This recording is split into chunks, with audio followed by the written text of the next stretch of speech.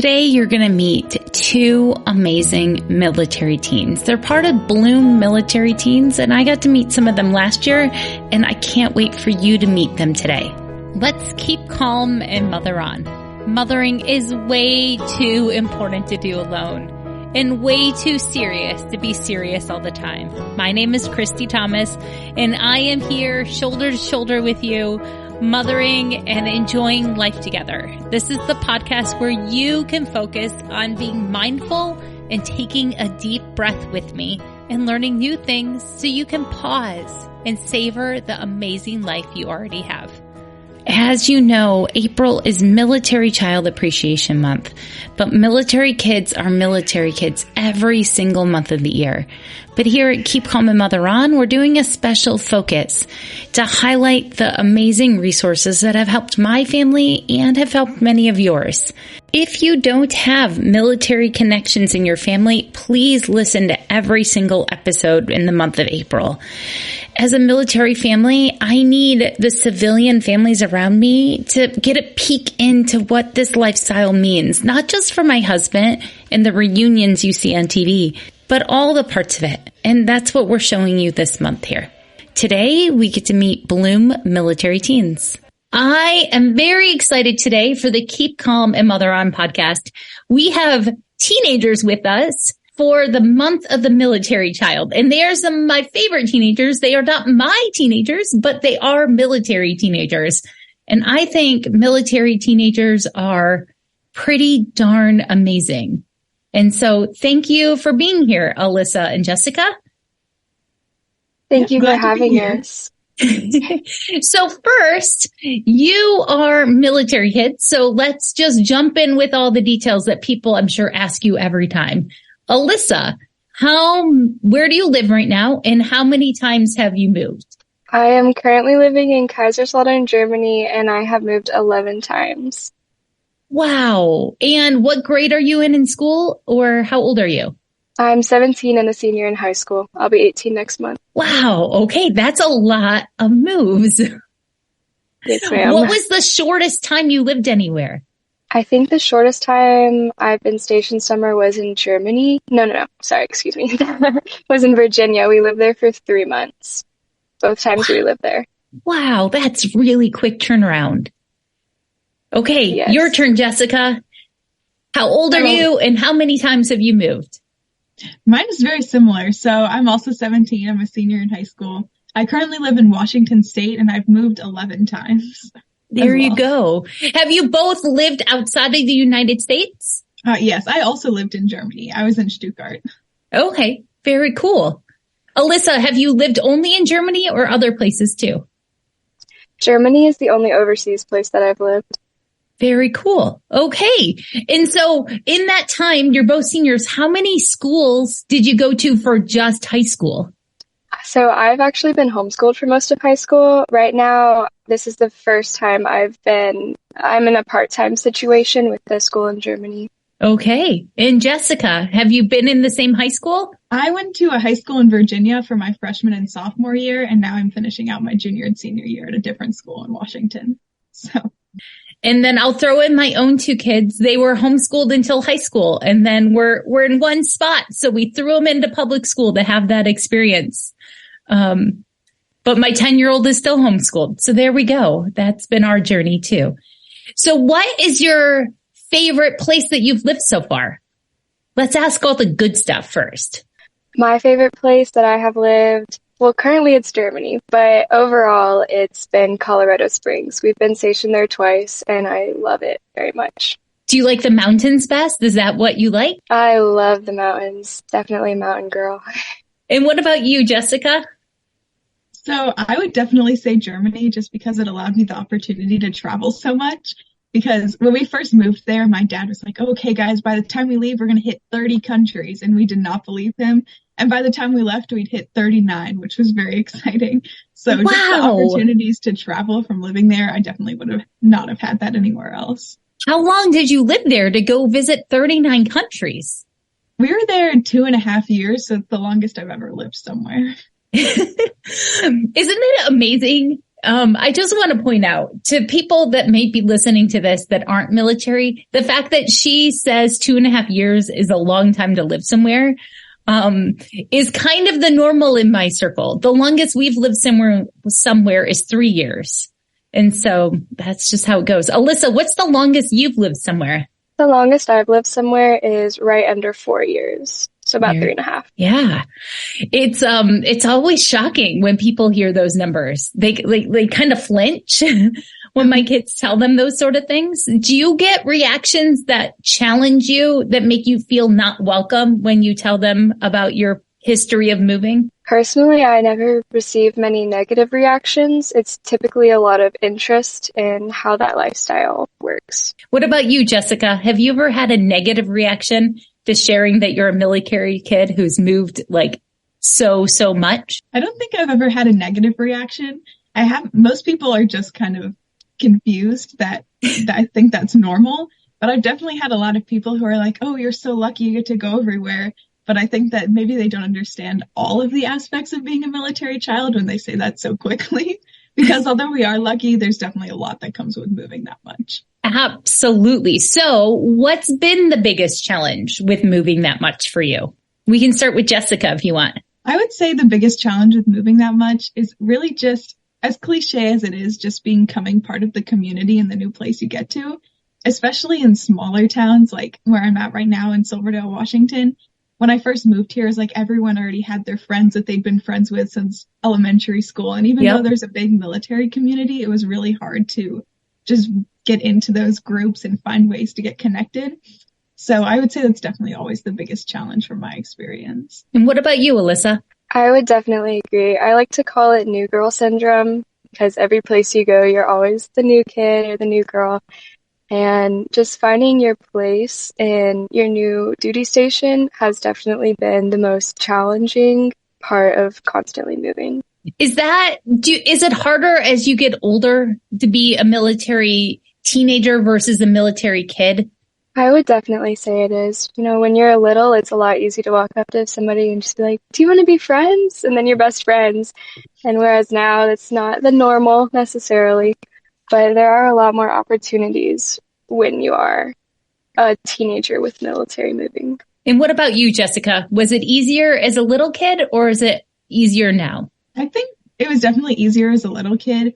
I would say I haven't had as hard of a time recently, even though I'm older, mostly because I think the older you get, you realize that a lot of people are actually looking for friends, even if they seem like they might not be. Yeah. And although I do find it a bit challenging being in a small town and being older because everyone I'm making friends with is in their senior year and they're all ready to move on and go to college and move away. So trying to make friends, they're like, oh, I'm not interested in making friends here. Like they're already thinking about the next step. So I think that's a bit of a challenge. Have you ever been like that when you knew you were about to move again and you didn't really want to make friends anymore? I think that sometimes it can be hard to put effort into some friendships that aren't really strong friendships when you know you're just going to leave. So it's like, oh, what's the point? You know, we'll be friends for a few more months and then I'll just end up leaving. And I wouldn't say that's a constant mindset I have by any standard, but I've definitely experienced that. Have you ever had that experience, Alyssa, where you don't want to put in effort with making friends because you know you're about to leave? Like you're 3 months. You did 3 months in one place. I think when I was in Virginia, I was so little, I didn't grasp the concept as easily of, oh, I'm just going to leave. I am very grateful that I tend to be more of a glass half full type of person, and I love making friends. So in that sense, there have been moments, of course, but typically I'm always excited to meet new people, make new friends, even if it's only for just a little while. Very cool. And I think that the internet has actually helped military teens a lot. Like you two are brought together because of this group called Bloom Military Teens. Can you tell us a little bit about Bloom? Either one, jump in. Bloom is about 2 years old. Excuse me. Bloom is 2 years old and it is started completely by military teens, for military teens, completely run by military teenagers, which I think is amazing. We're trying to create a community of people who understand the struggles, the highs and the lows of being a military teenager. There are a lot more resources for spouses, and it's a lot easier relatively speaking, when you're little, but when you're a teenager, it's this odd stage of life where everything is already changing, and when you throw in being a military teenager, it's very hard to find your identity. So Bloom really strives to create a community and to help you realize you're not alone in this sea. That's really important, isn't it? And so where can people find Bloom online, Jessica? So we have a website. So if you go to our website at Bloom, then you can find a lot of details and resources for advocacy, community, and content creation is kind of our focuses. So we have an Instagram as well. I believe we have a TikTok, and people will be posting things on there that usually that's where we can get a lot of engagement from military teens, but most of our resources and our blog where we put stories from each military teen is on our website. Are there things that the adults around you that maybe aren't military associated should know about military teens that you want to teach them? Just being open and listening. I think the biggest thing adults who might not understand the military community can do is listen. And to understand, although military teenagers are still very young, we have a lot of life experience and a lot of fun, amazing, and a lot of very difficult stories to share as well. Absolutely. You guys have the most hellos and goodbyes of any kids I know. Absolutely. A lot of people like to say that military kids are resilient. Are you a resilient person naturally, or are there skills you had to learn? I think that it can be a little hard to separate to see if it was actually something I had originally or something I learned just because I've never known a life different from the military. But I would definitely say that the military has made me a very resilient person. And a good example of that is even going into college as a senior in high school. So many of my friends are worried about moving and being able to make new friends in other places or even just within the same state. And I've never even really considered that as much of a struggle. I'm more worried about, oh, what's the weather going to be like in this new place? What kind of classes is everyone going to be taking? Because I've just had that experience of moving and trying to make friends so many times that it's just normal. So I think that's definitely something I've had to learn. I don't know if I would have had that not being in the military, but I'm definitely very grateful for it. When parents of younger military kids come to me, they ask how you can help them with this lifestyle. Because they realize, right, that their kids didn't opt into this, that we kind of force you guys into this lifestyle. Like you didn't choose this. I chose my husband, and then the kids get to just tag along. Do you ever feel like you wish you weren't part of the military community? There have definitely been times in my life where it's all part of finding your identity. I'm sure plenty of civilians wish they had the opportunity to live in different places. It can definitely be challenging when you're going through just another move or just another school and thinking, man, what would it be like if I could just have a little more stability? But the times that I have lived in places for longer than, a couple of years, I've been itching to leave. Man, when's the next thing gonna happen? When can I go somewhere else next? So I think it's the best of both worlds, but I've grown up in that, so it's a lot easier to say that on this side of it. Is there something that your parents have done that stands out in helping you with all of these moves that you've done? Is there a trick that your family does every time to help you move? I wouldn't say there's a trick necessarily, but I would say that my family is really close, usually just because we move so much that we're kind of each other's only constant in life. And I think that having a good connection with your family has definitely made moving for me much easier because I know when I get places, because I have some siblings too, so it's I already know I have some friends. And although I still want to go make other friends, is knowing that you're not entirely alone is very comforting. And knowing you're already surrounded by people that you love and you would like to spend time with really helps.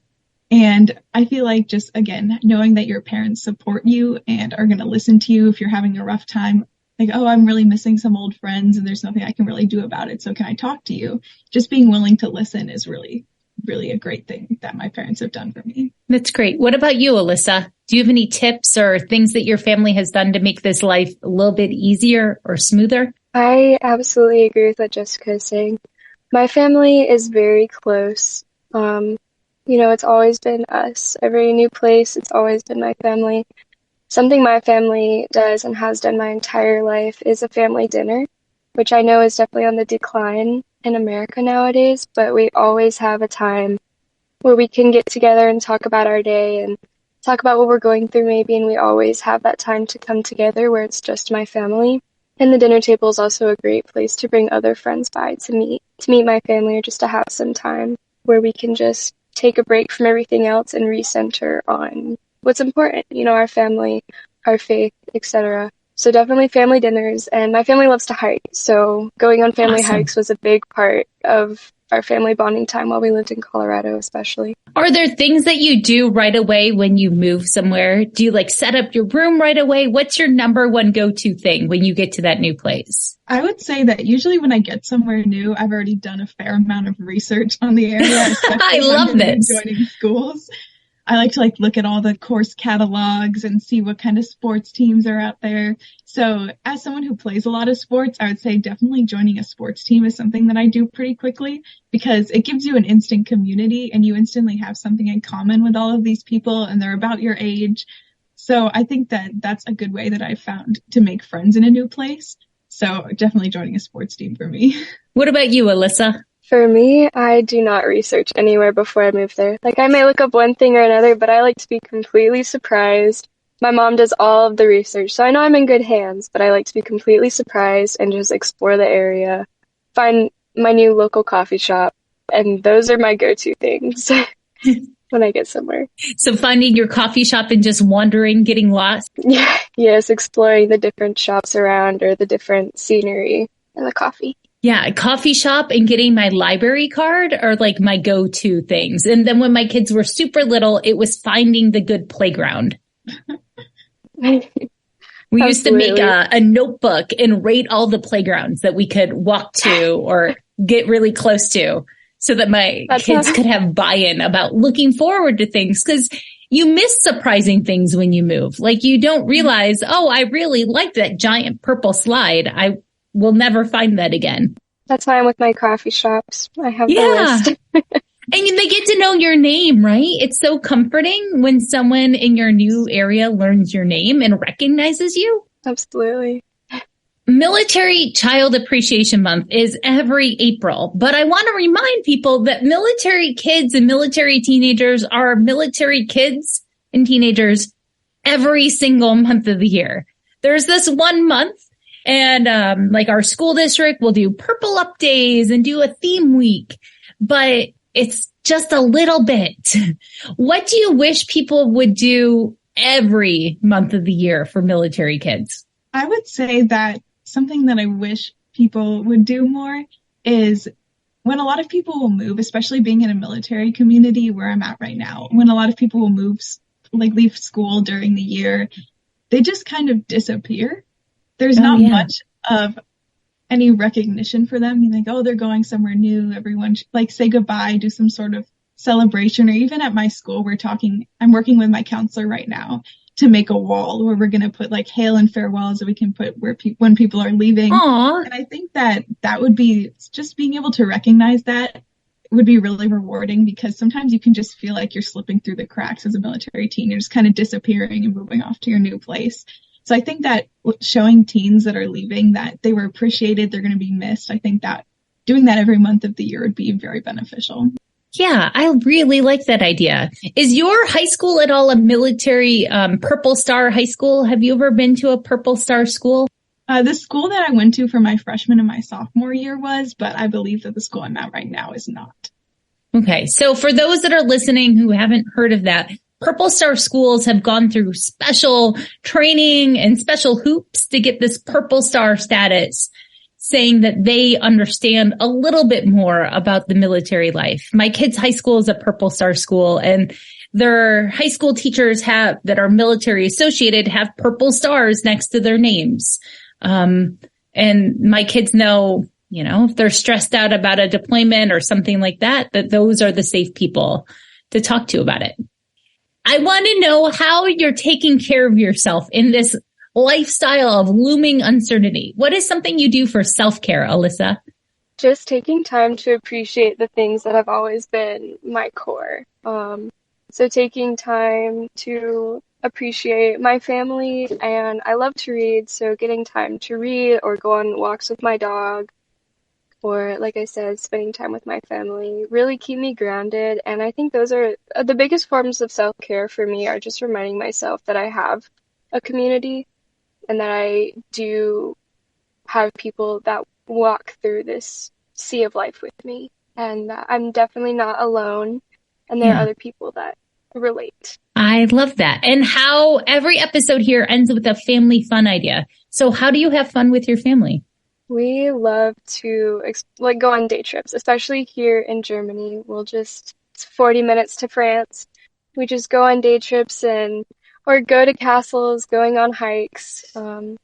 Just that time together is the biggest thing that brings my family together. Fantastic. Well, thank you so much, Alyssa, for your time. And thank you.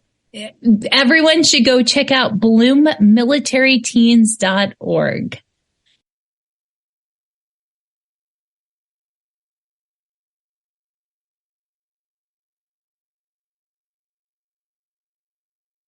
Okay, amazing. Have a great day. It was such a great opportunity. It's nice to meet you too. Bye.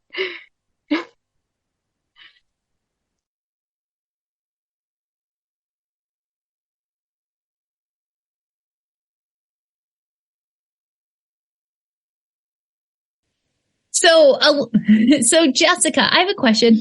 Do you have a favorite resource that has helped you during all your years of being a military kid and teenager?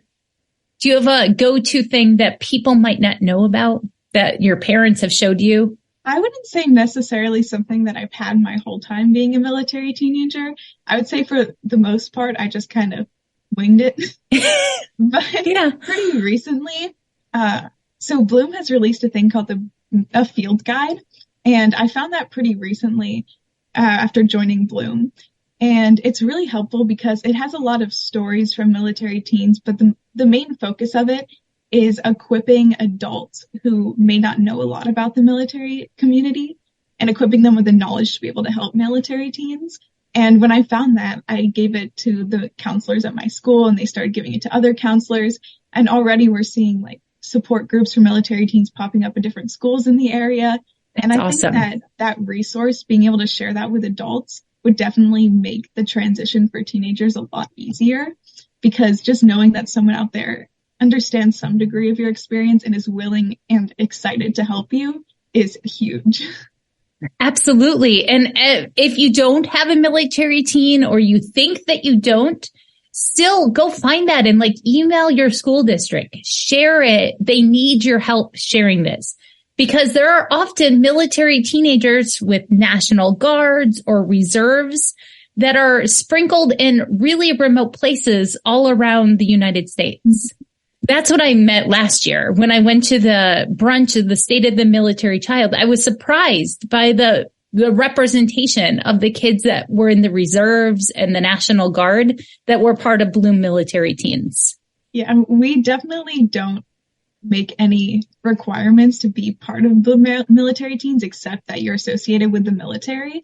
And I think that doing that has definitely brought in a wide range of people that probably wouldn't have gotten involved otherwise. And not only do we get to benefit from their amazing skills and abilities to help with the areas that we need help with, but you just get to see a different perspective of being a military teen. Because even then, sometimes you feel like the way you're living is just the way that all military teens live. Right. That's not always the case. Totally. And I feel that way living in this big area of DC and meeting people outside of my husband's branch of the military, right? It's so different. It's apples and oranges, the grapefruits, the bananas, this shared military experience. Oh, for sure. Even my dad works on submarines. So he'll leave, and half the time we won't hear from him or her email us, and half the emails don't come through. And I had a friend whose dad was on a surface ship, and she's like, oh, we only get to call him once a night. It's I don't get to call my dad at all. But there are also definitely some harder aspects of having to work on a surface ship than a submarine as well. So I won't say one's harder than the other by any standard. But it's really different. I read a book one time and I threw it against the wall because the person talked about being able to FaceTime her husband during deployment. And we're a submarine family too. And I was like, what do you mean? So I had to throw the book and walk away for a little bit.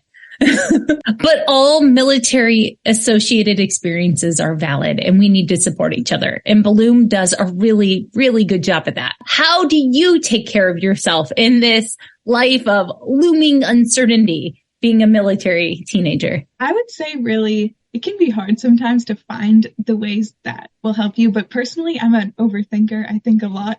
So when I get really overwhelmed or I feel like I'm missing out on different things, I like to write down a list of all of my random thoughts. One, because it helps me to see it on paper, because half the time I'll read it and realize, oh, why am I worried about that? That's a bit irrational. But I also think that it helps me realize how grateful I am for all the things that I do have. And even though it can be hard to move away and lose that part of your life that you could have had for so much longer, it's still great to realize that I have so much life ahead of me and so many more opportunities because of moving, that in the end, it will all work out. I love that perspective. And that brain dump is really important because it gives you some space, right? Like it's really good to get it on the paper. For sure. What about you, Alyssa? Just taking time to appreciate the things that have always been my core. So taking time to appreciate my family, and I love to read, so getting time to read or go on walks with my dog, or like I said, spending time with my family really keep me grounded. And I think those are the biggest forms of self-care for me, are just reminding myself that I have a community and that I do have people that walk through this sea of life with me, and that I'm definitely not alone, and there are other people that relate. Well, how are you having fun as a family? What are you doing for fun? We love to go on day trips, especially here in Germany. It's 40 minutes to France. We just go on day trips or go to castles, going on hikes. Just that time together is the biggest thing that brings my family together. So being in the Pacific Northwest, my family loves hiking and going out like to the water and doing all sorts of activities on the weekends. But I would say that something we haven't done as much recently, but have done for many years, is we go on a lot of family walks. So we'll eat dinner all together and then we'll go out and maybe even if it's only for 10 minutes, just walk around the neighborhood. And it helps, for one, with meeting your neighbors, just being the people that they see constantly. It's a little less weird when you go up to try to talk to them because they're like, oh, okay, we see you guys every night. So that's for sure. One. And you get to meet a lot of really great dogs that are out walking at the same time. But it also just gives my family a good time to connect with one another and just talk about our day. And I think that having that connection with my family has always helped keep us closer. So I would definitely suggest that for anyone who's having trouble with that military lifestyle. Yeah, and just for anyone, right? Like life is really busy for every human on earth, right? Like I like the idea of family walks, and it has totally helped when I've locked myself out of the house to know who my neighbors' names were, right? Like you need to know your neighbors. So going on walks and being able to say hi to people, that's an important way to get used to a new place. Well, thank you so much. Can you remind people of the website again for Bloom? It's bloommilitaryteens.org. And then on Instagram and TikTok, is it the same username as just Bloom?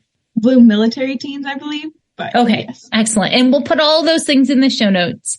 But especially if you're a civilian listening, if you feel like you're not military connected, please look up that military teen handbook and share it with your local school district. Share it with your pediatrician, because there is a military teen around you. You just don't know who they are. For sure. Thank you for being here. And thank you for coming. Thank you. I hope you enjoy Military Kids Appreciation Month. Have a great day. It's such a great opportunity. It's nice to meet you too. Bye. Yes. Thank you so much for reaching out. And it was a really great opportunity. And I really loved getting to talk to you. So thank you. In my experience, military kids are the best of the best. They are the cream of the crop, and they've learned resilience along the way. Oh, guys, just hold hope for the future because of awesome kids like Jessica and Alyssa and all the Bloom military teens and all the military kids who don't want to be associated with the military anymore. Give them credit for the service they've done. If you see a military teen or a child, please make sure to ask them their stories. They get to hear their parents' sea stories or war stories all the time, but very few people stop and see the child who is served by waiting at home. Please don't forget to check out ChristyThomasCoaching.com/military. That list is near and dear to my heart. It is hours and hours and hours of work, and I want to make it easier for you. Have a great day. I am so glad you're here on Earth. We're better together because you're here. Have a good enough day. Bye.